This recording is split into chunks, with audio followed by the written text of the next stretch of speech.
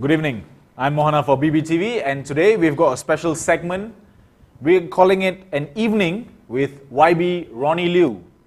Without further ado, let's bring up the guest of this evening, YB Ronnie Liu, who is the Legislative Assemblyman for Sungai Pelek.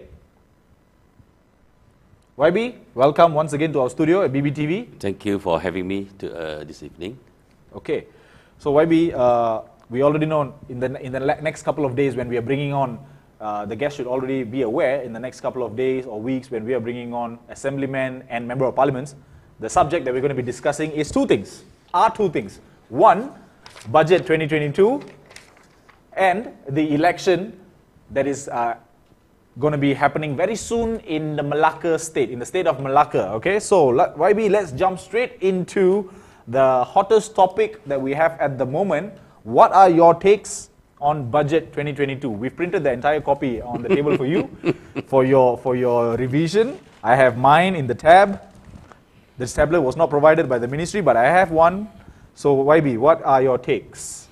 Okay, my initial impression or perception, the way I see at the budget 2022, which is the so-called the largest ever in the history of Malaysia, about more than 322 billion. 332.1 billion. 332 billion, yeah. Okay. So my impression is essentially all about short-term goodies. That's right. Or call assistance lah. That's right. Various kinds, okay, to the single mother, to the this and that, okay, to the government servants and OKU and all that. But there's no long-term vision and plan to enhance the country's productivity and competitiveness. This is regrettable, okay? Okay. And I was expecting some income tax relief for the small and medium businesses instead of paying 24%. And I thought they can do something like China. That's right. Because of the pandemic, because of the difficulty, maybe something reduce it to 10 to 50% for the SME, but it didn't happen. Because as we know, 40% of these SMEs, the country, they accounted for something like 40% of the drive of the domestic economy activity, okay? But it didn't happen. And on the other hand, I personally think that the prosperity tax called Cukai Makmur, yes, and also that the permanent residents who are working abroad, they have to repatriate their income, some of it back to Malaysia. I think these two items may backfire. Okay. May backfire. It backfire in the sense that long term, it will discourage the big investors from coming to Malaysia, and also the current investors in Malaysia from expansion, because when they need to pay such a high tax. Actually, the whole world is all the successful economies are always on the low rate. Low rate doesn't mean they get less income. Low rates actually encourage more people to do business and then bring back more income. Like one example in China, because of 2020, the economy did very badly and all that. So they reduced their tax rate for the small and medium businesses to only about 10 to 15%. Okay. Then to encourage more of them to pay tax. So eventually you get more tax money. So it's a wrong thinking that, because you raise the tax rate, you will get more income. It may backfire. It may not happen. So my impression is this current cabinet under the Prime Minister is actually bureaucratic. Political leaders have no economic vision. No economic vision, and there's no direction for the country's future. That is my initial impression. Okay, so in a gist, can we safely wrap it up by saying that this sounds more like the entire budget 2022 sounds more like an election manifesto coming from a political party? It's really like trying to please as many people as possible. It looks like buying votes lah. It's So it's quite quite sure that the election will be next year. so Based on the budget. based on the budget, you're saying that it looks like it's going to be next year. They're trying to give goodies to as many people as possible. This is what we call the gula, right? You see, I know. You see, like in this case, they're giving quite a lot of money to the government servants, but the government servants are still having their secure jobs. They are not the group that really badly needed the assistance. I'm not saying they don't need assistance, but they are not badly needed like other golongan or other groups. But they are not doing enough for other people, like the SME, operators and all that. Okay, YB, does that mean you earlier mentioned a few things, okay? And I would like to ask your opinion on the fact that when it comes to foreign citizens working in foreign companies, you said that... You see, the usual tax tax Please structure explain is to us, usually people working overseas, they will pay tax locally. I mean, in that country. Correct. Okay, so you don't double tax them. Yes. But in this case, it looks like if they are not paying enough tax, as if then when they repatriate the money back to Malaysia, they have to pay tax. What is going to happen psychologically? You may be discouraging these people from sending money back. They will keep the money there. Instead of reporting, allowing the money to come back to the country. That's right. You should allow them, encourage them to bring back the money, the extra income they make in overseas, but don't tax them, so that the money can come back to the country. Okay. Because they're already paying tax. That's the argument. Because they already paying tax in that country. The country that they are servicing. They are Malaysian citizens, but they are working in that country. They have to pay tax locally there. In that country. Okay. But you go and double tax them, then they may not want to send back the money. Unless if they are those that are going to be earning six-figure income, do you think that would be... I mean, this also discourages people from wanting to go overseas to work, isn't it? I mean...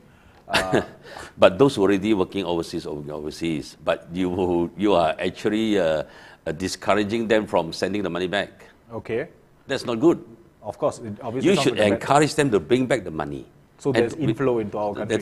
So that the money back in Malaysia can be used in Malaysia and can help the economy. Their fathers or their parents at home can use that money to do something in Malaysia. That's right. But you go and tax them, then they may not want to send back the money. And this definitely... And you can't do anything when they don't want to send back the money. They keep it as a foreign exchange. Correct. And this will discourage multinational companies to invest further in Malaysia in the future. I hope this so-called windfall or whatever prosperity tax or Cukai Makmur is only for 1 year. I know for a fact that there's some tycoons I spoke to. They said probably as a Malaysian businessman, knowing the pandemic and all that, the government needed money. They don't mind, paying extra tax to the kerajaan. They actually said some of them said that. But they also said that you better do it for just 1 year. If you continue to do that, you will discourage foreign investments and also local investors. Definitely. You reduce their zest their enthusiasm to make money, to make big money here. You're as if like you're punishing people who are successful.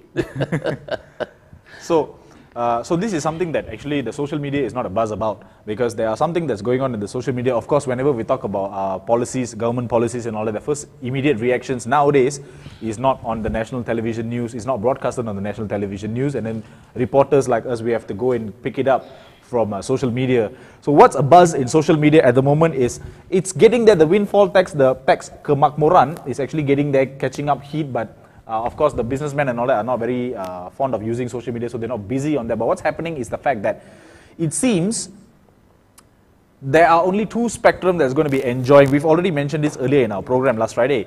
There's only two sets of people that are going to be enjoying the benefits of Budget 2020.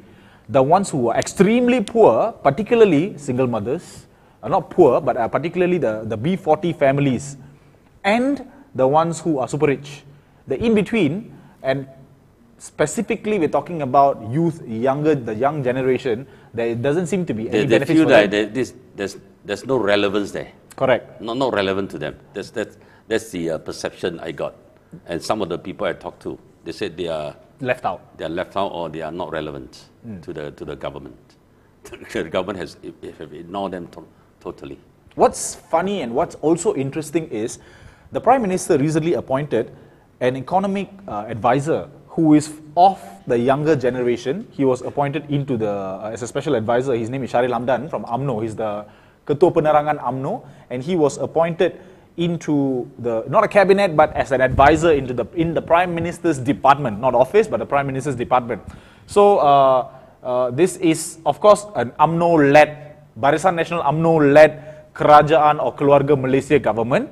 How conveniently they have overlooked on the necessity and the needs of the younger generation or the future leaders of the country, we can say. So what are your thoughts on that? And Barisan Pakatan Harapan had a mirror budget, we understand. They had an alternative budget. And from your knowledge, how much of allocations or focus has been given to the younger generation in the Pakatan Harapan's alternative budget? We don't have to go into details, but from what you know, can you share with us something? I can only tell you that the current budget, the 2022 budget, focused very little on the youth, the younger generations. The only one that caught my eyeball was the so-called, if you win money in the e-games, you don't have to pay tax for the prizes. I don't know what is that for. Esports, actually. Esports, yeah. Esports. And that's I don't not know what actually, is that for. That's not something that is, it's not an easy, it's not a very cheap hobby. I don't know why they suddenly focus on things like that. So apart from that, I don't see anything that is really encouraging the youth to be more enterprising or helping them to start their business and things like that. 2,500 ringgit tax relief for the purchase of handphone, computer. All these are too little and too late. So I know there is so much of things that we cannot. It looks like they give a lot of things. Various people get something and all that, but these are very short term and not really productive in the end. Okay, then let's talk about education. Then, since we're talking on the subject of youth and the young generation in the country, what are your thoughts on the fact that 32.4 billion set aside for sorry, not 32.4 billion, but we're talking about higher education. 14.5 billion has been allocated for the Ministry of Higher Education. Is that sufficient? Is that enough? How much can it move and shake the country in terms of education? I have a glance through it, but I don't see there's anything that is like very directional, paving the way for a better system of education and things like that. It's just another budget for the higher education. And nothing attractive or nothing. There's no a new idea there. Correct. Show me if there's any new idea there. I haven't seen any new idea there. That's right. So now we are talking about there is no new idea, about no new ideas, right? But then there is something that they have called Job Bank, where if you are looking for a job, you will be subsidized, you will be getting incentives, and if you accept, and the internship amount from 800 ringgit has now been raised to 900 ringgit. Like I said, it is a budget for two spectrum only. Either you really cannot make it in life. We speak simple layman terms, maybe. Either you really cannot make it in life and you need proper assistance, full on. So the government is trying to help you to put some food on the table. That's about all. Yes. And then not for long also, not too long. Like the small money you give to the young people and all that. Some people told me not even enough for them to top up their telephone bill. So that's why they have allocated 150 ringgit. It's a one-off deposit into the e-wallet. I don't know how much you spend on the telephone. I think 150 Definitely, because now a phone bill minimum, an internet connection, Wi-Fi, really starts at 89 ringgit. This 150 really nothing there. Okay. Then I'm just going to go line by line and ask your opinions. It looks like a lot of people get some money, but not really useful. Correct. I'm just going to go along the way and ask you, what are your thoughts on certain very interesting budget allocations? I saw that one on tablets, the tablets. We all know that the tablets is... Before we go to the tablets, before we go to the students, let me ask you about what do you think of the 100 ringgit one-off for teachers, for teaching aid? Teachers... School teachers are going to be given 100 ringgit one-off to purchase their teaching aids, which could include stationeries. Again, it's like creating a figures that there's a lot of people getting some benefits, but you and I know how much is 100 ringgit for teaching aids. Okay. I remember I used to buy some, when I was the temporary teacher for a short while, I have to buy some color pencils and for the really poor students and all that. And even at that time, the 100 ringgit is so What year small. was that? What year was That was 30 years, 40 years ago. 40 years ago, 100 ringgit was not enough. Color pencils. No. I mean, even that 40, 100 years, the 100 is already not that big. And now, 40 years later, what is 100 ringgit for the teacher? Okay, then maybe because of that, they are switching to the fact that you don't have to actually spend so much on teaching aids because we are providing tablets for the students. So what do you think about that? Not true. To me, the tablet is of very limited use. Okay. Not like the laptop and all that. It's more like a modern day notebook or tigalima. Yes. Just enough. For keeping some notes or keeping some information. Very limited use. And I don't know why they want to spend so much money on this. They said they want to give 600,000 tablets away. I wonder who will be the supplier, the lucky supplier. Okay. And are you aware of the fact And then last time they talked about giving tablets, the laptop laptops in the last budget, but nothing happened.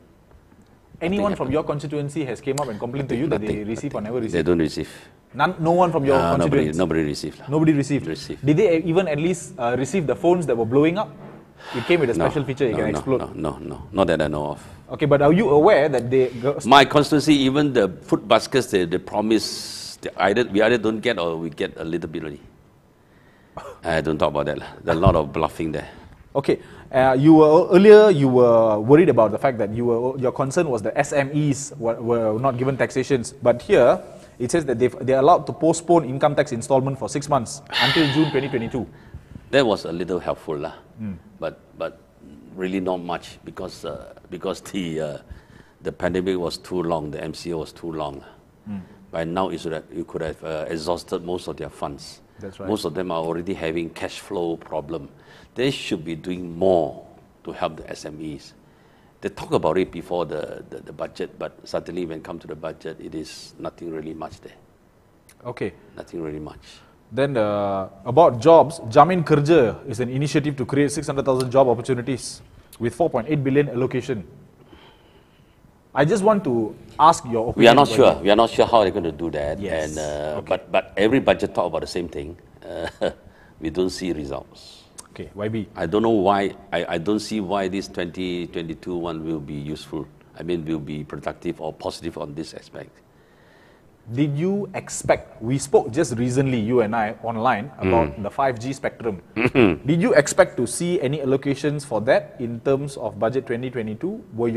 Did you have any expectations on 5G spectrum, the building of it or the initiatives for it to be shared among telcos?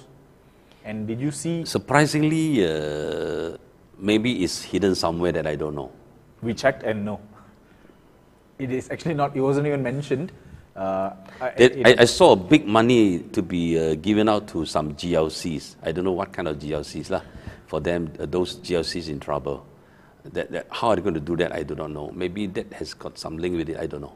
Okay. There's a lot of things, you never know until they actually start the implementation. Okay. They say they want to help some GLCs in trouble. Okay. Okay. But a lot of money. But who will get it? How they will get it? And would only the cronies will get it? We don't know. Cronies, and then even like the milk, I saw they're going to spend for the milk, no? for the schools children 400 million. I don't know. But must be the milk must be from local farmers. I don't know. It must be. I don't know who will be the lucky suppliers. Must be from local farmer. They had mentioned. I don't know. So it's definitely not Dutch lady. I don't know. Which might confuse the people if they were to use the brand Dutch lady. So maybe they 400 million, quite not a small money. I don't like it to be abused lah. Okay. Do you think it's more than sufficient? 400 million is too much? Are you saying it's too much? No. I'm not sure whether it will be implemented properly or not. That's your concern, like. That's my concern. I'm not talking about too much or too little. Okay, YB, let's go to a broader picture now. You and I, we've been doing this ping pong on this budget for the last 20 minutes or 15 minutes. Do you think this is a budget for the year 2022, or do you think this is a budget only until the election comes? What is your honest opinion? It looks like they want to do election next year, so that's why they started to give a lot of small money everywhere. a lot of people get it. You add up the total number of people. A lot of people get some small money. Although we know this small money is really small, not really that much. Even the single mothers of a very poor family, the whole year they can get help for about 2,000, 2,500. Not really that much. Not really that much. So it is to make as many people happy as possible, but not really of real help. That's my impression. EPF recently had stated, which was a day or two after the budget was tabled, EPF had stated that not many people are going to be able to enjoy their retirement funds, yet the government decided to extend the contribution rate at 9% up to June 2022, while a lot of people have already withdrawn.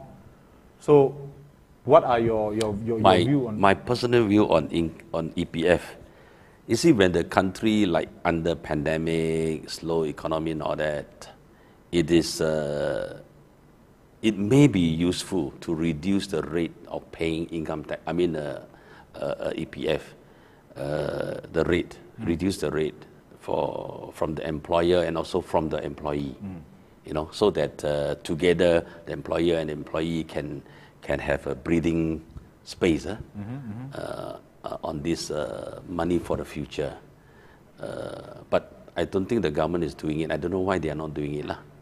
Okay. But I know the serious problem of, the figures coming out from EPF, like so many people about to retire, they only have less than 10,000 in the EPF fund. Yes. This is something very worrying. Of course, this was a result of the government allowing EPF members to withdraw money during the almost 20 odd months MCO as a result of that. But it also is also a reflection that the government do not know how to run the economy well and do not know how to help the people to become more ready for their retirement age and all that. So the whole thing call for a revamp and restudy and rethink. I know EPF is a very good system, but it has come to a time that we have to rethink about it. If there's so many people already knowing them, they are going into retirement soon, but there's only less than 10,000 ringgit in there. How much is 10,000 can last? How much 10,000 can last you after for your retirement life? We all know 10,000 is very small, but so many people don't even have the 10,000. That's right. Or only have 10,000. Yeah. So something very wrong. Okay. YB, the government had also, now we switch to a different topic, which is also, still about budget, but we've spoken about youth. We both went towards one corner where we could There's nothing much for the youth to discuss. Okay, and school students are getting 50 ringgit extra compared to last year. Nothing. And teachers have also met nothing there also. Too small. And there was a group of NGOs together with YB Dato Sri Azalina Othman. They were championing and advocating to have a more gender-based budget allocation. And what they got is the securities commissions will be to make it compulsory for public listed companies to have at least one female directors on their boards. What are your thoughts on that? I disagree with this. It may sound like you are helping the woman, but actually it may turn out to be a discrimination. You know, to be director of company is not something that you just do it for fun. It has to be a good director. It has to be a productive. You know, it shouldn't be the gender. Okay. The company need a good director. The race shouldn't be an issue. What I'm trying to say is, if the company has the opportunity to appoint more than one director, you should appoint more than one directors. Why set a quota system? I always don't believe in the positive impact of quota system. Yes, and they are saying that at least one female. That means they can direct. Of course, they can appoint more than one. No more than one. It can be 3. It can be 15. It can be the entire company. It can be female directors. And like you said, you are suggesting that it should not be gender based. No. You will make those directors who really, the lady directors that make it, people may start thinking that they were there because of that so-called government policy. So it will be She was patronizing. there because of that, not because she's actually capable and all that. You know, Okay. that's why it may turn out to be discrimination against the woman. Okay, that's a very interesting take on what. I mean, YB that's had my said. anger. Yeah. No, I mean, I did not think from that point of view, but it is interesting to note that if a woman coming in the future, if a woman is appointed as a director, she might be discriminated or talked down or condescended upon by whoever that's existing board of members, saying that she was appointed only because of the quota system. That's your concern, right? Yes, that's my concern. Okay. So I think that thing is unnecessary. So it sounds like just another gula, right? Okay. So YB, again, there's nothing much to actually speak about on this budget.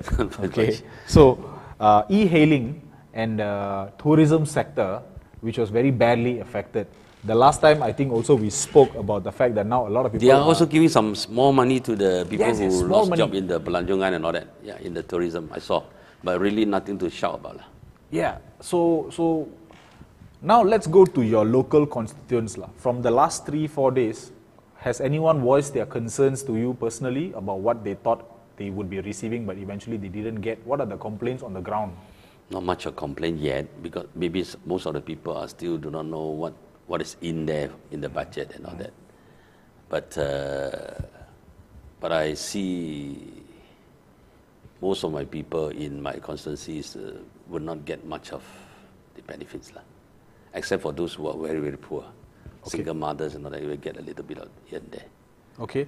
And the first time we spoke was about the fact that it's the flooding situation and all that. So NADMA has also been given an allocation, but they did not go extensively in detail about how NADMA is going to function even better. It seems like they just upped the ante and gave Very, them very extra- unclear. Yeah. Very unclear. So I are you happy? I can't comment on that. Are you happy with the fact No, that... I'm not happy. Okay. So that doesn't... I know for a fact that every budget every year, they do not spend enough money on flood mitigation projects. We all National know Disaster that. Management. As far as way back in 2008, and when I was appointed as the Exco of Negeri Selangor, every year you know the so-called JPS, Jabatan Pengairan, all that Selangor. is actually a government, a federal government agency. You know, it's not from the state government. The state government is only playing a supplementary role, top up, whenever not enough. But there's always not enough money to spend on this flood mitigation. So I don't see this budget is different from other budgets. So No real efforts in addressing these flood issues. comparing this budget to the one that was presented last year, Nothing. both years nothing. Nothing much. Both year it was presented by the first ever CEO who became It's bank CEO more who of became just finance it's more minister. of just maintenance to a certain level. So it's a you don't maintenance- see a lot of money coming in to actually solve the flood problems Okay. in the country. By the way, a lot of states are troubled by these flood Even, problems. even Kuala Lumpur, I think you were in the Kuala studio Lumpur for as well. a while now, Yeah. but it was raining very heavily out there. Yeah. And it's already flooded up to, I think, the ankle. You don't see anything drastic is going to happen in flood mitigation. You will not see a lot of projects of flood mitigation from the ministry. You don't see. And that also means the infrastructure, the redevelopment of towns and townships and all that will also be ignored, correct? I think it will be, because most of the budget, more than 70% is in the paying gaji and all that, Only Yes. Very little percentage for real development. Development expenditure is 75.6 billion, while operating expenditure is 233.5 I remember billion. it was more than 70% for operation alone, for gaji and all that. Yes. Very little for development. So why is it? And then talking about development, somebody gave me a figure. Out of the 322 billion, for Sabah is only 5.3 billion. And worse for Sarawak, 4.6 billion for a whole year. So together, Sabah and Sarawak only get 3% of the budget, of the so-called the largest budget in the history of Malaysia. This this is real bully to the people of Sabah and Sarawak. And what are the leaders saying about I it? haven't seen any of the Sabah or government leaders coming from Sabah or Sarawak to talk about this or to complain about this. I don't know why. But it is lopsided, too little for the Sabah and Sarawak. They must protest. If I am the leaders of Sabah and Sarawak, I will protest. So, YB, do you think this entire budget presentation was a classroom activity? No, I don't know what do you mean by classroom activities. It seems like... It looks like they try to please as many people as possible, but all short term and all too little. And then hoping that they're happy with it. And then also they try to please the government servants, which are already got secure jobs and all that, which by right they should be helping people who really need help. Okay, like the small and medium businesses and all that. But they are not. And then, of course, the most lacking is they don't have a long-term vision and long-term investment in really increase the productivity and competitiveness of the country in terms of economy. This is something very fundamental and must be done, but regrettably, they are not doing it again. Okay. Your thoughts or your solution that could have been done? No, they should have, they should have been, they should put in more money. They should really look at the concept of teaching people to fish rather than giving people fish. You give to fish, how much fish you can give to a person. But you teach him how to fish, how to rear fish, this is a different story.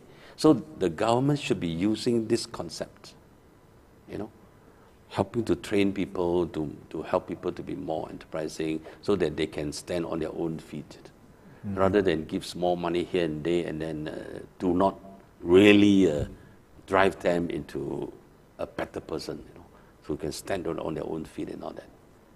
But the government is not doing it. Speaking of they should be doing it.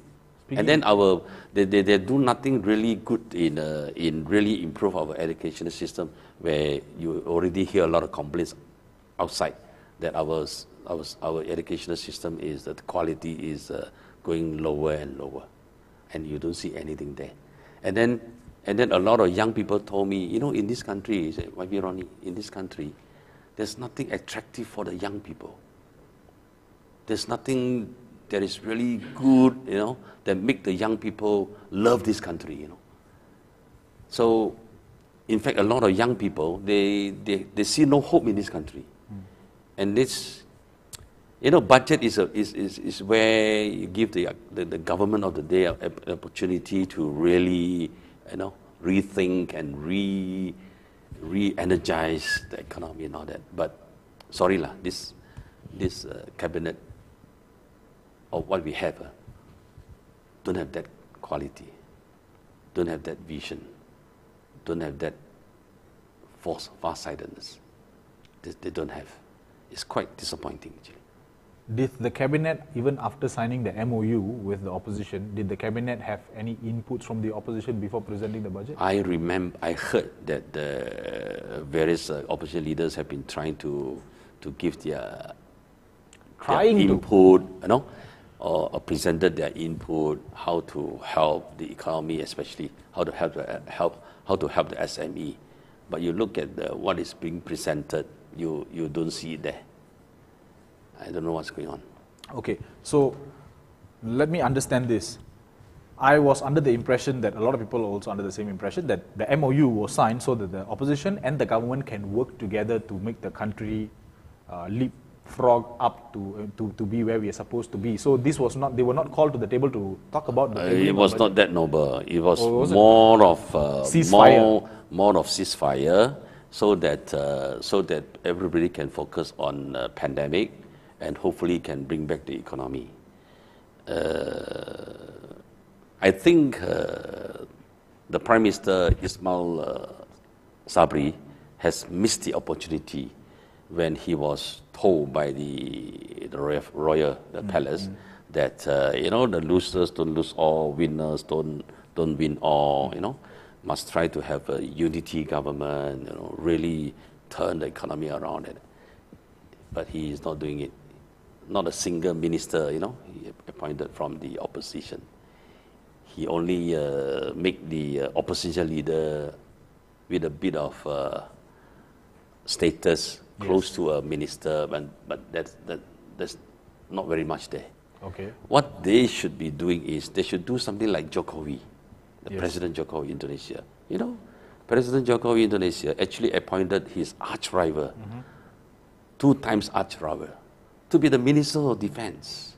And then there's another very important opponent to be in another ministry. You know, Ismail Sabri should have, but he missed the opportunity to demonstrate that. Actually, this country need the real change, you know, for political stability, because political stability is part and parcel of economy. You know, only with the political stability you can move on to building up the economy. You know, not just try to tackle the pandemic, but he's missing it. Quite disappointing. I think he actually did appoint his arch rivals, those in Perikatan Nasional. Those arch, he managed to console them by changing, you know, like musical chair lah. They still become ministers but doing nothing much. Because Ismail Sabri per se has never had an arch rival. This current cabinet very unimaginative.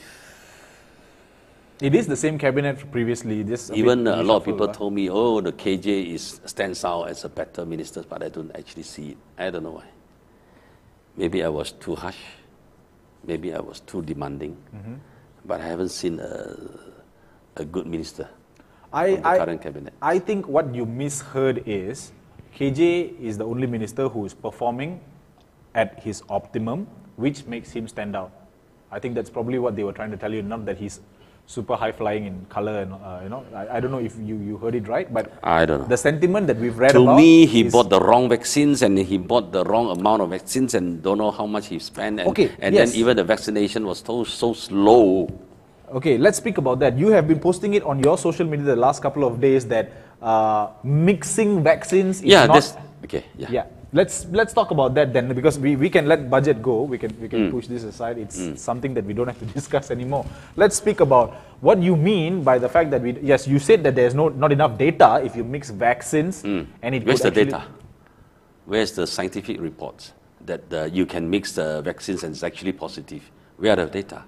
You know, I was one of those advocating for, because I was influenced by a group of doctors, friends who are very close to me, about ivermectin, the possibility of using ivermectin to help treating the patients of COVID-19. They said they cannot do it because of lack of data. But lack of data, they are pushing the vaccines to the youngsters. Now again, lack of data, they are pushing for mixed vaccination. Boosters. And who's going to be responsible if something bad happened to us? So my advice is be very careful, rethink about it, you know, when you are allowed to mix vaccines. Okay, so there's no data. The booster shot is specifically only Pfizer? They call it booster shot, actually it's the same. The third shot lah. It's the third shot. Yeah. The correct term, I think, is the third dose lah. Because if you say booster dose, people thought that it has a different content. That's right. Actually it's not. Okay. And then, you know, different vaccines are from different technology. What makes you think that the different type of vaccines can be better? You cannot simply, this is a matter of life and death. Because on the other hand, we heard a lot of other info on a lot of countries, you know, not into it. And then there's no example that you can rely on that you can mix it and then become very good. Okay. You tell me which country they after mixed vaccination and become very much protected, very effective. I don't see anything from that. YB, sorry to interrupt, but this just in. DBKL will be imposing a ban on the sale of liquor at grocers, convenience stores and Chinese medical shops in KL starting today. Really? This was just reported and we just received it. DBKL said customers can still purchase beer at the said premises, but they can only be sold from 7 a.m. to 9 p.m. daily. 7 p.m.? From 7 a.m. to 9 p.m. daily. Anyone that you know starts drinking that early? No. not me. I think this DPKL must quickly withdraw such a thing. You know, the government leaders or the local government, they all must spend their time and energy to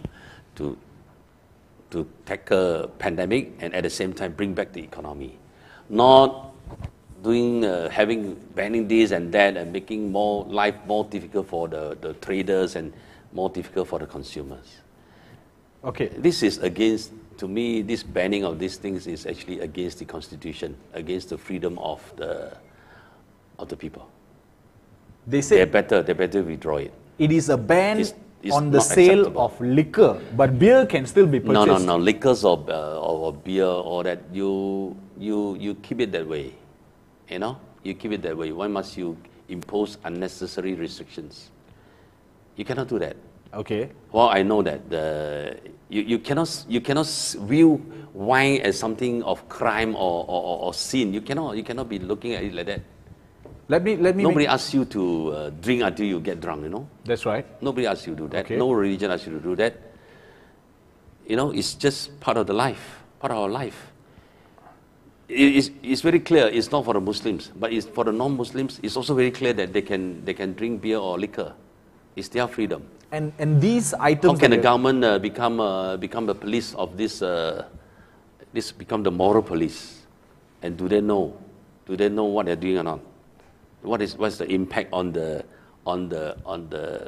sentiments and feelings of the people? You know, would the non-Muslims suddenly feel very hurt? Are you sure that they would not feel hurt if you impose such a thing? I'm telling you, when you impose such a thing, it will hurt the feelings of the non-Muslims. And then the Muslims are not necessarily very happy about it. And I don't know why the DPK want to do that. And these are particularly sold in a section that is highlighted and bolded that says non-halal, and it's sold there. That's where I know that it's sold, and it's still banned. Not everywhere. Okay, even including KL, not everywhere you can find specialist shops for liquors. There are not many. Okay. Or specialist shop for wines. There are not many. That's why. The business nature as such, we've always allowed some sundry shops or even the medical shops. Chinese medical shops. Yeah, to have a license for liquors. Leave it be, leave it there. That's the freedom. That's the way people run business, you know. Mm-hmm. Why disturb it at this point of time? Why disturb it? No, this may send out very wrong signal, you know. Another round of Islamization. That's not good. That's not good for the economy. That's not good for the feelings of the for the investors, foreign investors of the foreign country? Investors will be laughing at it. Okay, all right. Since we are this is going backwards. This is really going backwards. From your knowledge, has Malaysia ever been in this position before? No. You said backwards. No, this is really backwards. Have we ever banned? We used to have more freedoms, more freedoms. Okay. Since we're on the same topic, you had recently posted about the fact that where the Malays will work if alcohol factories are shut down. We're not going to touch on the subject of religion here. We are just talking about what the YB had posted on his social media, where I'm going to pose the question, YB, did you ask or did you rather suggest where the Malays will work if the alcohol factories are shut down in the country? Your clarification on the matter or your explanation, please? This matter, this what you call it, the argument or controversy arise when I was the exco of Kerajaan Tempatan, local government agency, way back in 2008, 2009. I think it happens in 2010, when suddenly a YTP or a local council issue a notice to many premises and businesses that asking them not to employ any more Muslims, because their business were involved in selling or marketing of liquors or beers. And I know for a fact if you do that, there will be many Muslim brothers and sisters will be losing jobs.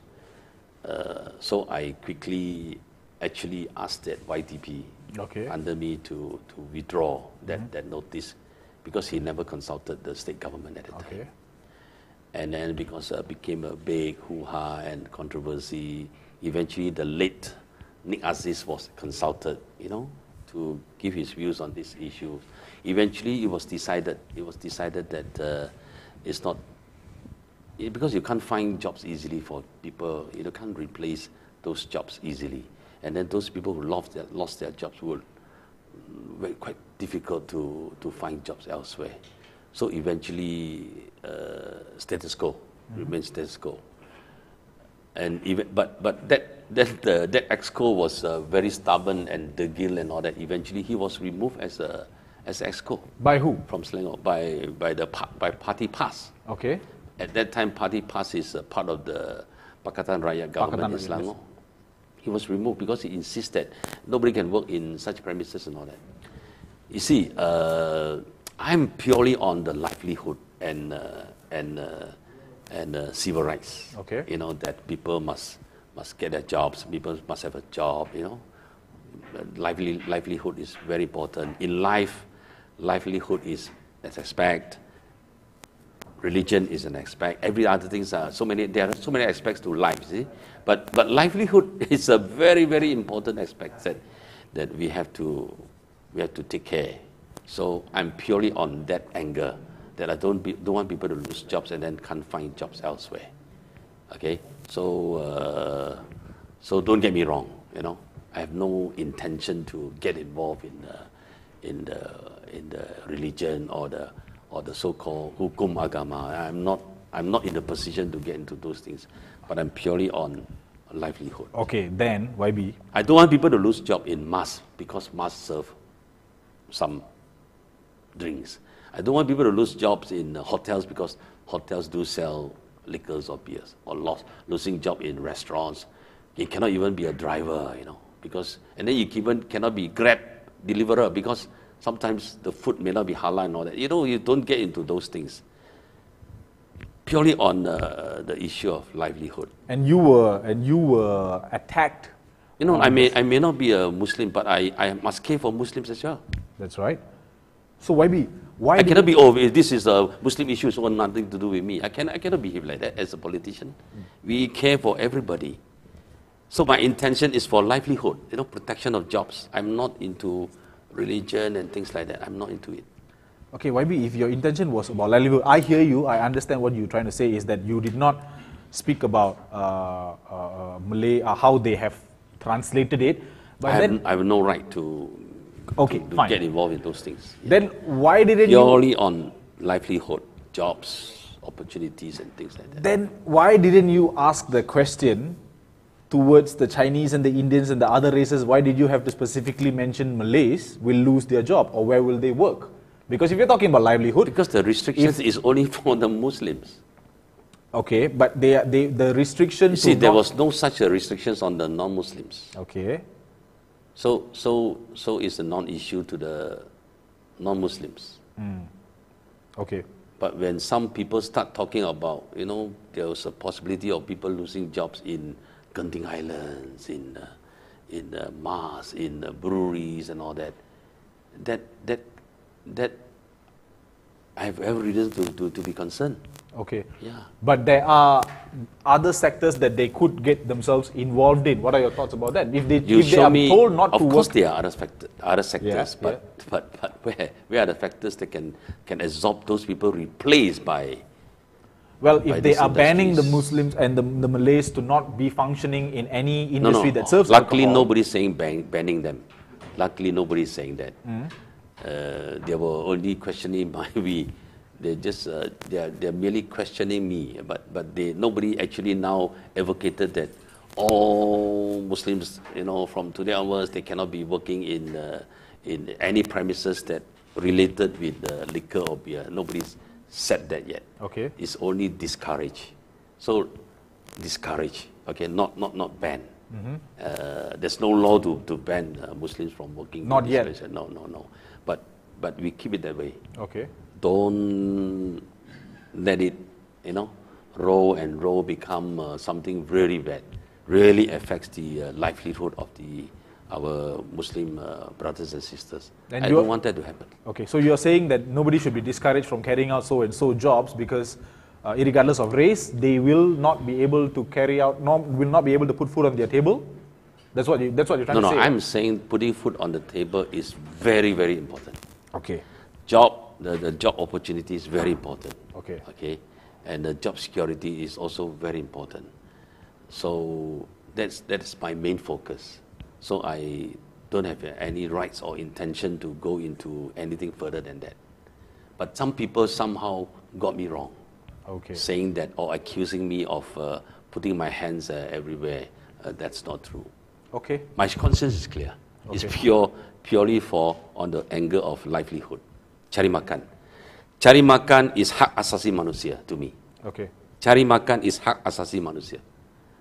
Yes, it is. Okay. And it can encompass any sector, any industry. Any sector, anybody. Okay. Any sector. You know, I cannot accept that I don't see anything wrong for an accountant to work in a hotel, accountant to work in a brewery even. You know, I don't see anything wrong. Okay. You don't go that far, too far. What do you mean by Because jobs are very important. You know, there are people telling me, hey, Ronnie, do you know that as a Muslim, you're not supposed to work even as an accountant to a hotel because the hotel is selling beer? No, I don't think so. Then the airlines that serve alcohol will not be able to Because hire... if you run an airlines that don't serve alcohol at all, then a lot of travelers will not book the ticket. Okay. In your airlines. We don't want to do that. Okay. And then let's not. I think we have made our message clear. Do not go into too far. That until some people start to misunderstand again. Okay. You know, I don't want to be misunderstood, but I'm willing to discuss things like that openly. We can agree to disagree, agreeably, but not starting to accusing me of all sort of things. No. Okay. No. I'm just a political worker who cares for everybody. Any religion, any background, any gender. That's Ronnie Liu. All right. Thank you, YB Ronnie Liu, for your explanation. Now, final question, since the last time we did not have the opportunity to speak about this. Elections in Pilihan Raya Negeri Melaka, or the Melaka State election, is around the corner, and we have one final question. You, as a DAP member, we have to ask you this question now that you are here at our studio in BBTV. Norizam Bhakti, yes or no? No. Why? Do I need to go further? Because he was from DAP, and then he crossed over, and together with others, and caused the downfall of the Pakatan Harapan government. So we lost the mandate. I mean, the mandate was to the Pakatan Harapan, but because of his actions, we lost the government. And then you cross, and then cause the downfall of another government. And I think the people in general cannot accept such behavior and action. Is it the people in general, or is it DAP leadership? People in general. Okay. Not just DAP. So it's not wrong for DAP Melaka to reject him. Okay. And you're... Personally, we are friends. Personally, you're friends? But politically, this is untenable. Okay, now let's just give you a scenario. I know I've already said the last question, but just one final scenario, since you just mentioned that you guys are friends, that you and YB, the former YB Norizam, are friends. Let's just say... When I said friends, we know each other. Yeah, okay. Because he was ex-DAP. Yeah. Cordial relationship lah, all right? So let's just say Pakatan Harapan wins the state. And he also wins, if he's running as an independent, he also wins. And he is government friendly. Will Pakatan Harapan at that time work with him and allow him to work together with the government? We will not speculate at this point in time. Let's not speculate at this point in time. But you said you guys... We will not speculate. Okay. Okay, so we still are not getting a clear answer whether in the future, if things are good, situations cordial, relationships are cordial. I think these people, whether it's Norizam or the other people who cross over or cause the downfall of the government, they have every right to go into the elections. Yes. and try to win their seats. They have every right to do that. That's right. But what's going to happen after that, I would not speculate. Okay. Then we will want to catch up with you again on this subject because the election nominations are very, very close. It's on the 8th. It's on the 8th, and we are 7 days away. We will want to speak with you again on that time because anything can happen The within picture 24 will hours. be clearer after these few more days. Okay. Then we will want to book you. There's still a lot of uncertainties. You're not sure whether Bersatu will eventually still work with UMNO or not. We do not know. We do not know. We do not know MCA will prefer BN or PN. I do not know. Do you know? But how is that affecting And then Pakatan pass Harapan? whether will be in. No, because if the other side is so disunited, of course it will benefit our Yes, side. if anyone's disunited, the opposition definitely benefits it. Yes, But if their yes. strategies Because are going to PH has already they have already settled on the seat allocation. Okay. I think it's 8, 11. 11, 9, 8? Yeah, already settled. Okay. So the other side are not settled. Okay. So that's why I say still very unclear to have any predictions on the results. There's a So young let's not go into There's a young political speculations. party called Muda that wants to be part of Pakatan Harapan. Not part of Pakatan Harapan, wants to go into the election and wants Pakatan Harapan to be I given a heard seat. they were not a player in this round. They are not a player in this round yet. So Muda will not be part of Pakatan Harapan into the election? I got the impression that they are not. Oh, you're based on your impression. I don't know. Okay. The next, I would like to be speaking with one of the former YBs, a young YB in Malacca, so I will definitely want to follow up with your question again. Anyways, viewers, that's the time that we have together with YB Ronnie Liu today. It was an interesting discussion.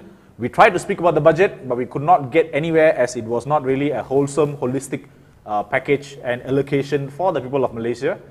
And we try to get into about the topics on e-hailing, tourism, incomes, and a lot of things. And eventually we ended up talking about his postings on Facebook, social media, and the Malacca state election. We'll catch up again with YB Ronnie Liu in the near future. Thank you for your time, YB, to joining us at our studio. Yeah. Thank you for having me. Pleasure is always ours.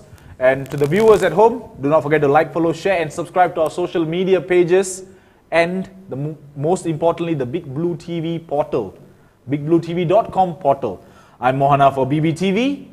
You have a great evening. Terima kasih.